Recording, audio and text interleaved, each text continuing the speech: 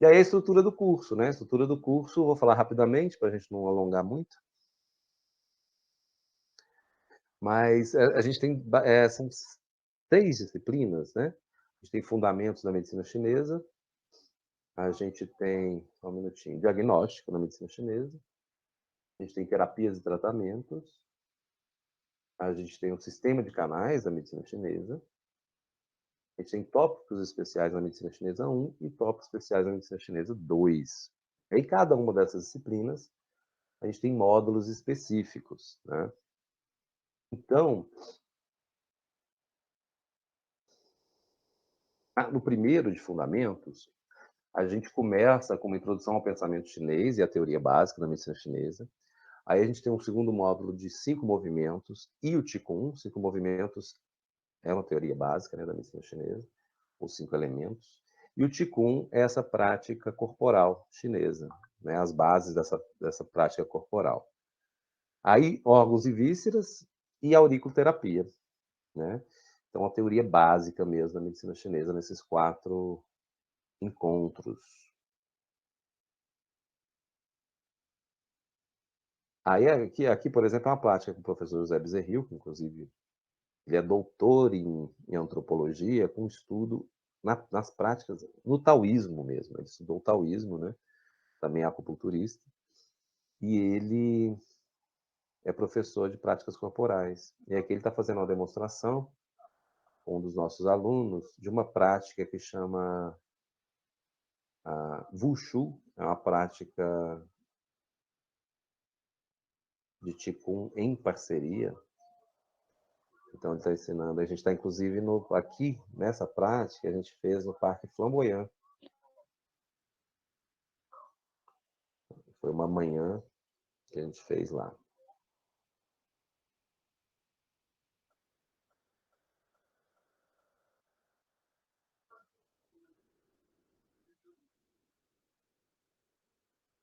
Aqui é uma prática com todo mundo, ó, uma prática. E isso é algo bem interessante. A gente tem alguns vídeos, inclusive lá no nosso Instagram, que eu fiz e coloquei em princípios básicos, né, do Qigong, para quem quiser começar a praticar. Então, é uma prática corporal e meditativa, né? E que está totalmente fincada na medicina chinesa, no saber médico chinês. Aí o diagnóstico, são 3 módulos, essa ideia da identificação de padrões que eu falei para vocês, os 4 exames do diagnóstico e o estudo de línguas e pulsologia, um módulo específico também com o professor Henrique Afonso. Terapias e tratamentos. Então, a gente tem os princípios da dietoterapia chinesa, um módulo, princípios da farmacologia chinesa, onde é apresentado tanto os princípios básicos da farmacologia, quanto principais ervas, substâncias e fórmulas, né? Então, um módulo introdutório, porque estudar farmacologia chinesa é um estudo longo, mas que já dá para vocês entenderem a lógica e também já algumas fórmulas para diferentes padrões que a gente falou antes. Um módulo de Tuiná, né, terapia manual. Como eu disse, a gente tenta que essa terapia manual seja a base sempre dos tratamentos, tanto por motivos diagnósticos quanto terapêuticos, e que é uma boa forma de começar, né? Você acolhe a pessoa, faz uma terapia manual antes, depois faz agulhamento e as outras técnicas. A ventosoterapia moxibustão também vai ter um módulo específico, mas assim, todas essas terapêuticas, você vê que não tem uma terapêutica de acupuntura aqui, né? Um módulo específico. Por quê? Porque a acupuntura vai sendo, a acupuntura é a medicina chinesa, né? Então, a prática do agulhamento, as práticas da acupuntura, elas vão sendo sempre parte de todos os módulos. A gente vai treinando nos encontros presenciais. Aqui o professor Giuseppe, professor Giuseppe lá de Recife, falando um pouco sobre o Tuiná, né? Tuiná para o pescoço e ombro. Essa é uma técnica do Tuiná, pessoa sentada, né? E essa é uma das manipulações do Tuiná que chama Kung Fa, rodar. método de rodar. É uma técnica específica. Aqui no Instituto mesmo, né? Muito bem. Aí a gente tem um sistema de canais riquíssimo, né? Que é quando a gente estuda os canais, a ligação deles com os órgãos e vísceras, os trajetos, os pontos de acupuntura, essa grande rede que a gente falou antes, e inclusive a anatomia palpatória desses canais, né? Que é super importante para a medicina chinesa, essa palpação e perceber e encontrar canais e pontos.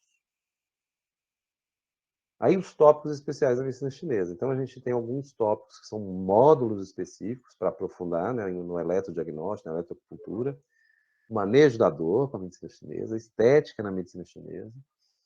Bem legal isso aqui. Bom, manejo da dor a gente sempre faz, né? E aí isso é bom ter esse módulo específico para ver as várias ferramentas que a gente tem para manejo da dor. E a estética é muito legal, porque a estética a gente trata, tem muitas ferramentas exteriores, mas também interiores. Então a gente trabalha entendendo por que essa flacidez acontece, ou por que está tendo essas rugas de forma sistêmica, né? Por que tem essas manchas, o que pode mudar na fisiologia dos órgãos para melhorar isso, e técnicas tópicas para melhorar essa estética, né? E é um grande chamariz, né, a estética na medicina chinesa, porque muitas pessoas buscam realmente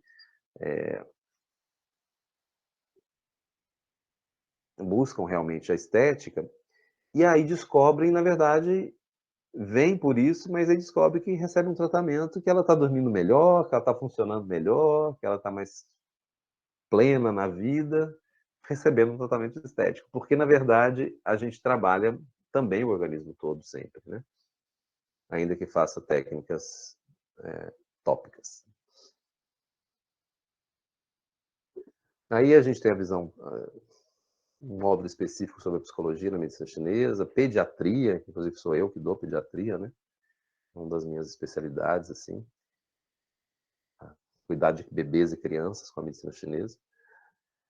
A parte andrologia, ginecologia, obstetrícia na medicina chinesa, riquíssima também, cuidado tanto para fertilidade, quanto para gestação, parto, pós-parto, interessantíssimo. Neurologia e ortopedia, né?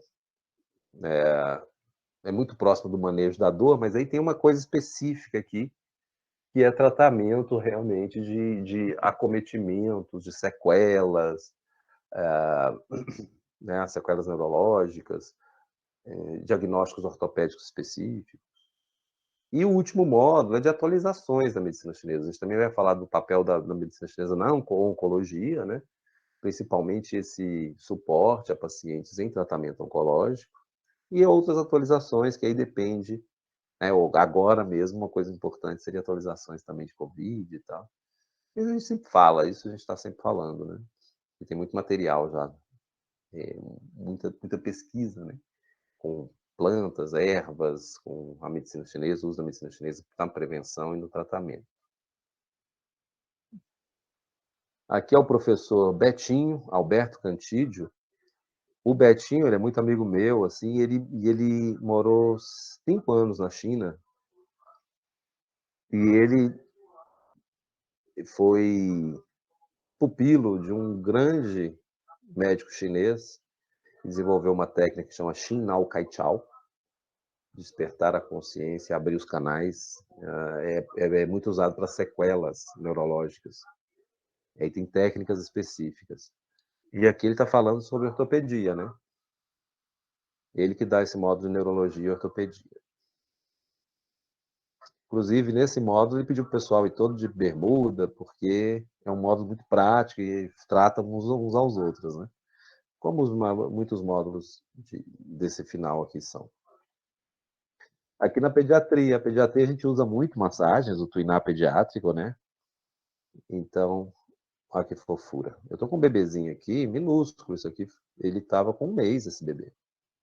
1 mês e pouco. E eu tô fazendo umas técnicas aqui para cólica. Olha que legal. São técnicas da medicina chinesa. Olha que fofura. Que neném fofo.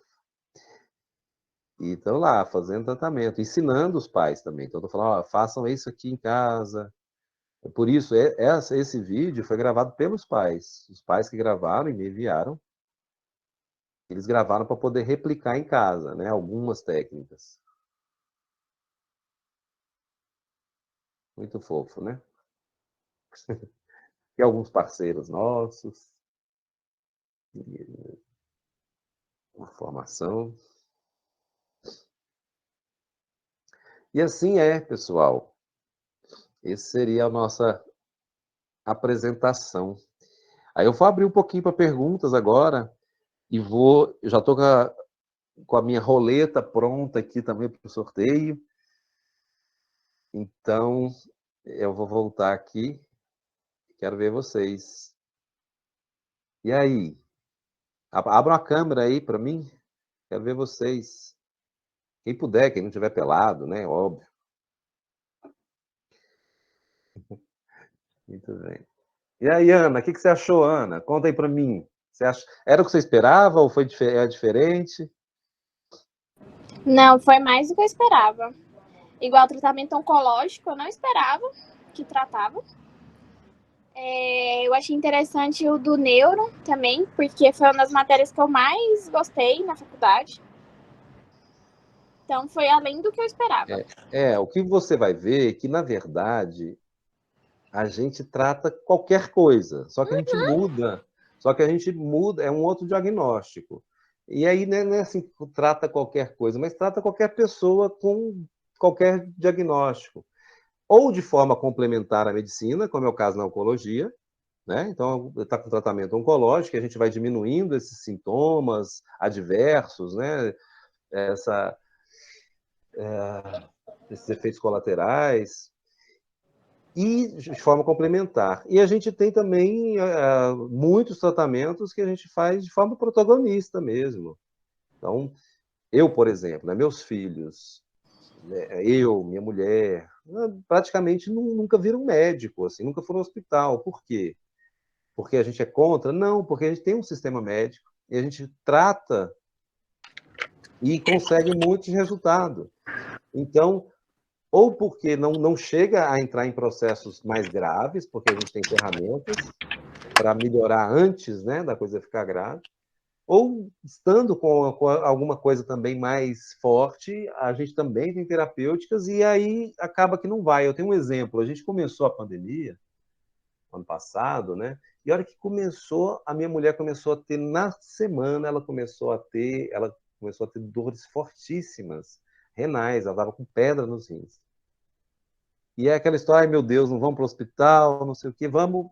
Ela meio querendo ir para o hospital, mas ao mesmo tempo não querendo ir. Eu falei, não, peraí, vamos fazer o tratamento aqui.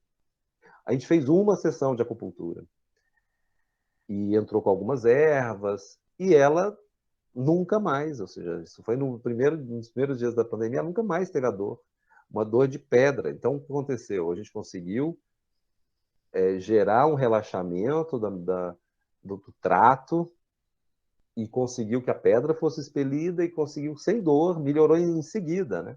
Um exemplo.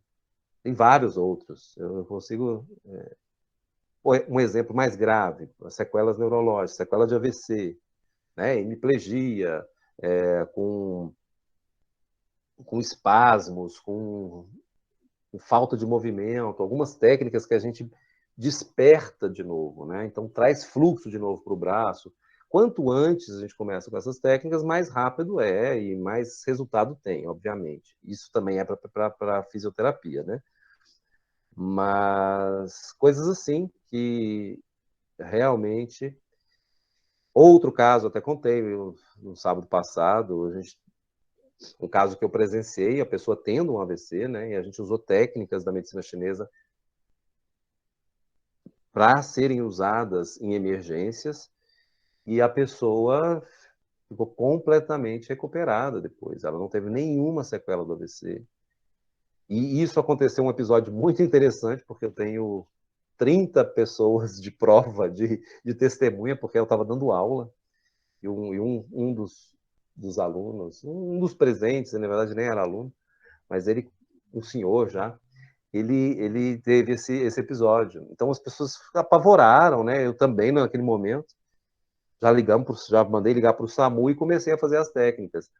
E foi muito rápido. Ele ficou rapidamente, ele tirou toda aquela tensão que estava nas mãos e nos pés, assim retorcidos, a face muito vermelha, as mãos roxas. E eu fui fazendo as técnicas e rapidamente normalizou. Quando o SAMU chegou, ele estava ótimo já. Um pouco, ele já estava no processo, começando a acordar, né? Quando o SAMU chegou, ele tinha desacordado. A gente fez umas técnicas também de reanimar com a medicina chinesa, e ele voltou, e quando o SAMU levou, foi para o hospital, tal, no dia seguinte ele foi, inclusive, na ENAC, lá em Brasília, e estava ótimo, né? E eu já tinha visto muito em livros, mas eu nunca tinha presenciado, eu nunca tinha podido fazer essa técnica ao vivo. Foi muito interessante também. Bom, alguém mais quer fazer algum comentário, alguma pergunta? Porque eu vou fazer o... Sim, Lia. Enfim, eu queria... Eu tô aqui, né, já pelo segundo sábado e tô bastante feliz e realmente, assim, feliz com a perspectiva, com a possibilidade, né, de ter acesso a todo esse conteúdo e ao curso em si, né, como um todo. Mas tem uma coisa que ainda me preocupa em relação ao acesso a esse conteúdo. Por exemplo, se falou a respeito dos clássicos, né? De alguns clássicos. E uma vez eu fui ler, isso já há algum tempo atrás, um material eu acho que era ligado ao, não sei se era taoísmo, era tantra. E essa questão do quanto isso é diferente, às vezes, para nós ocidentais, né? A compreensão de questões que são tão diferentes por exemplo, da nossa realidade, né? Da nossa... Então, assim, como que acontece, como que vai ser o acesso a esses textos clássicos, assim? Como que isso acontece na prática? Se isso vem isso é dividido ou como que acontece? Na verdade, Lia, todo o conhecimento que é construído, e vocês vão recebendo apostilas de cada módulo, enfim, todo esse conhecimento, ele é totalmente consubstanciado assim, pelo saber clássico, dos clássicos. Então, a gente tem alguns livros clássicos, né, que podem ser adquiridos também, mas todo esse conhecimento ele vai sendo resgatado o tempo todo. Né? É um conhecimento que ele é vivo, ele tá o tempo todo, a gente vai citando o tempo todo. Né? Os textos atuais, contemporâneos, citam também essas referências o tempo todo. Então, eles estão de forma muito orgânica no saber que a gente cultiva. Mas também a gente tem esses livros, né, especificamente, por exemplo, eu vou pegar aqui o Imperador Amarelo para vocês verem.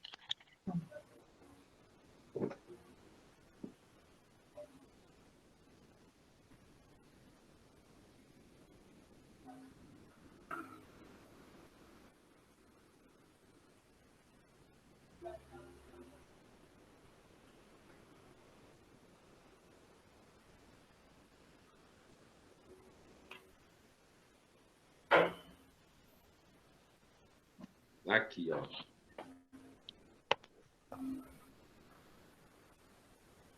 Esse aqui, por exemplo, né, é o livro do Imperador Amarelo. Um volume. Eles são... Esse é um volume ou dois? Não, esses são os dois. Esses são os dois. Essa aqui é uma edição bilíngue, né? Uma edição em chinês e português.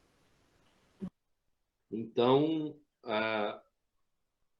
olha aqui um exemplo de como é construída essa literatura. Eu estava falando para vocês. O Imperador Amarelo... Opa, peraí que meu microfone caiu. O Imperador Amarelo perguntou: quando o Yin se mistura ao Yang e ao mesmo tempo se mistura com a energia e o sangue para causar a doença, como tratá-lo com puntura? Disse Tipo é esse médico, esse sábio que dialoga com o Imperador Amarelo. Ao tratar picar o canal e picar também o sangue yin dentro do canal e a energia wei fora do canal. Ao mesmo tempo, verificar se o tipo de constituição do paciente é alto ou baixo, gordo ou magro, reportando-se as estações para determinar o momento de picar e se a picada deverá ser na parte superior ou inferior do corpo. Isso aqui, por exemplo, é um conhecimento clássico, que a gente vai digamos que interpretando, né? E passando interpretações e que, na verdade, vem sendo feito isso há 2000 anos, né? Inclusive, o Clássico das Dificuldades é um outro livro que vem depois do Imperador Amarelo, ele está o tempo todo discutindo esses conhecimentos, né? E o próprio Clássico das Dificuldades, ele é revisado a cada geração, assim, vai colocando mais percepções e conhecimentos. Então, é uma riqueza sem fim. É muito conhecimento. Porque além de ter esse conhecimento acumulado, ter diferentes linhas da medicina chinesa também, a gente tem hoje todo esse saber vivo, né? E sendo compartilhado em diferentes formatos e muita produção científica na medicina chinesa também. Porque na China acontece o seguinte,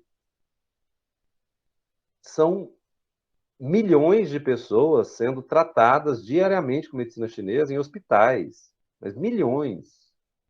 Então eles têm uma amostragem assim para estudos que a gente acha qualquer estudo científico de qualquer coisa que já foi feito com medicina chinesa. Então, por exemplo, em março do ano passado já existia uma compilação gigante de estudos sobre a Covid, né? Segundo a medicina chinesa. Protocolos que foram disseminados nos hospitais, que estavam sendo replicados, quais substâncias eram mais usadas, tipos de tratamento, segundo o que eu tinha falado antes para vocês, Shan Han Lun, né? O clássico das doenças por frio. Aí a gente tem também o Wan Bin, o clássico das doenças por calor, que são discussões sobre, basicamente, também problemas epidêmicos. Uma curiosidade sobre a medicina chinesa, também na China nasce a vacina, né? A vacina nasce na medicina chinesa, ela nasce na época, um termo que é conhecido como variolação, que estava tendo uma epidemia de varíola, e aí a percepção que eles tiveram foi nas pessoas em cura, né, nas feridas, ou seja, o estágio final da varíola, as feridas que ficam na pele, essas casquinhas, elas foram reduzidas a pó e aspiradas. Esse método, chamado variolação, foi o primeiro método de imunização, e que foi muito eficaz na época. E então, desde então, se estuda muito a imunização na medicina chinesa. Tem até uma cadeira específica dentro da formação que é sobre imunizações. Então, é bem interessante. E a importância da imunização em epidemias, especialmente em epidemias, porque aí você gera realmente essa grande luta coletiva, né? E parar de circular esses fatores patogênicos. E o chinês sempre teve essa percepção.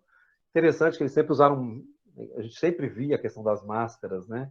Na China, no Japão, essa percepção das vias aéreas como algo importante de se preservar, né? Principalmente em lugares de muita aglomeração. Enfim.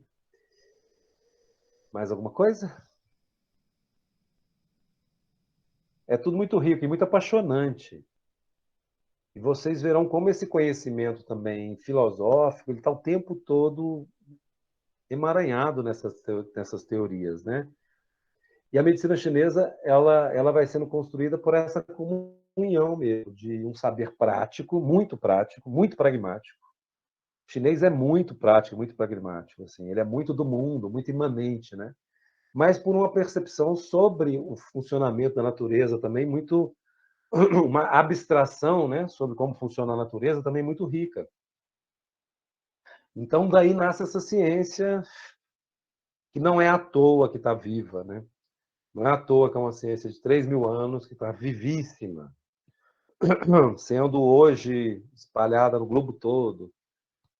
é o sistema médico mais usado no mundo, né? Por mais pessoas. Mais pessoas usam medicina chinesa que medicina ocidental. Em quantidade de pessoas, é. Mas, e é isso. Eu tenho uma dúvida. Sim. Vamos supor, aí já misturando as duas medicinas. Se uma pessoa ela já tem na família alguma doença que pode ser que seja gerada nela também, não quer dizer que ela tenha. Eu posso tratar ela já com a medicina tradicional chinesa para manter o corpo dela em harmonia para não desenvolver essa doença?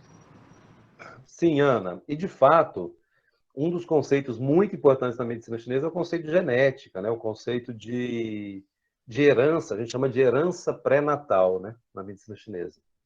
E aí tem um conceito para isso, que é Jing, essência.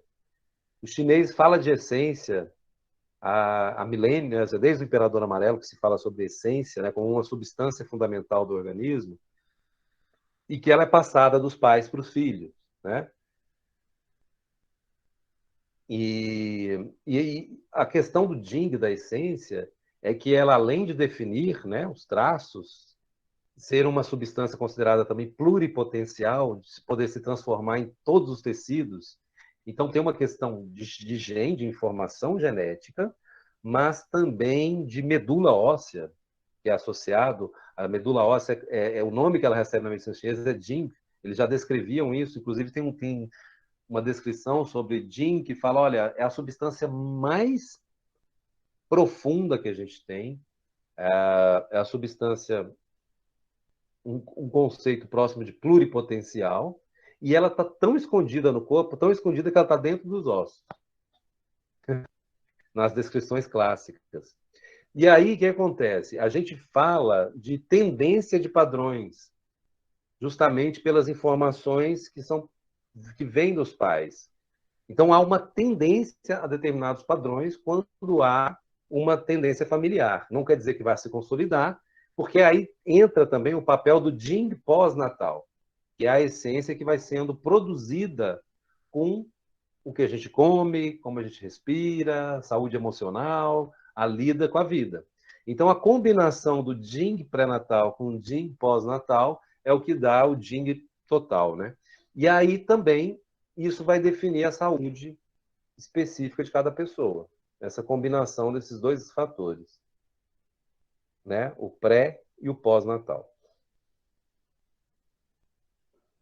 E aí sim, a gente faz isso. E muitas vezes a gente vê, por exemplo, determinadas características na língua, e você olha e fala, nossa, mas era para essa pessoa estar com tais características e sintomas e não tem. Então, isso possivelmente é uma tendência, né? Que esse organismo tem, e não necessariamente essa pessoa tem o problema em si, mas a tendência. Muito bem. Mais alguma coisa? Deixa eu ver. Tem alguém